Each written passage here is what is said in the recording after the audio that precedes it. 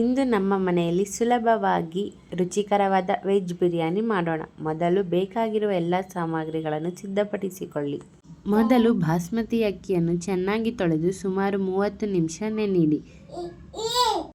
ಈಗ carrot, beans, ಆಲೂಗಡ್ಡೆ, ಹೂಕೋಸು, ಬಟಾಣಿ, ಈರುಳ್ಳಿ ಮತ್ತು ಟೊಮೊಟೊವನ್ನು ಕತ್ತರಿಸಿಕೊಳ್ಳಿ. ಪ್ಯಾನ್ಗೆ ತುಪ್ಪ ಅಥವಾ ಎಣ್ಣೆ ಹಾಕಿ ಈರುಳ್ಳಿಯನ್ನು ಗೋಲ್ಡನ್ ಬ್ರೌನ್ ಆಗೋವರೆಗೂ ಚೆನ್ನಾಗಿ ಹುರಿಯಿರಿ. ನಂತರ ಶುಂಠಿ ಬೆಳ್ಳುಳ್ಳಿ ಪೇಸ್ಟ್, ಟೊಮ್ಯಾಟೊ, ಮೊಸರು ಮತ್ತು ಬಿರಿಯಾನಿ ಮಸಾಲೆ ಸೇರಿಸಿ ಚೆನ್ನಾಗಿ ಬೇಯಿಸಿ. ಈಗ ಕತ್ತರಿಸಿದ ತರಕಾರಿಗಳನ್ನು ಸೇರಿಸಿ. ಇನ್ನೊಂದು ಪಾತ್ರೆಯಲ್ಲಿ ನೀರಿಗೆ ಉಪ್ಪು, ಪಲಾವ್ ಎಲೆ, ಲವಂಗ, ಏಲಕ್ಕಿ ಮತ್ತು ದಾಲ್ಚಿನ್ನಿ ಹಾಕಿ ನೆನೆಸಿದ ಅಕ್ಕಿಯನ್ನು ಸೇರಿಸಿ ಸುಮಾರು 90% ಬೇಯಿಸಿಕೊಳ್ಳಿ.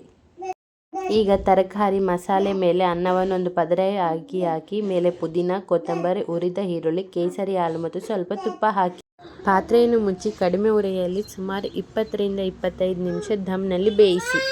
ಮುಚ್ಚಳ ತೆರೆದ ಕೂಡಲೇ ಬಿರಿಯಾನಿಯ ಸುವಾಸನೆ ಎಲ್ಲೆಡೆ ಹರಡುತ್ತದೆ. ಅನ್ನವು ಚೆನ್ನಾಗಿ ಬೇಯಿಸಿ. ಇದೀಗ ನಮ್ಮ ರುಚಿಕರವಾದ ವೆಜ್ ಬಿರಿಯಾನಿ ರೆಡಿ. ಇಷ್ಟವಾದ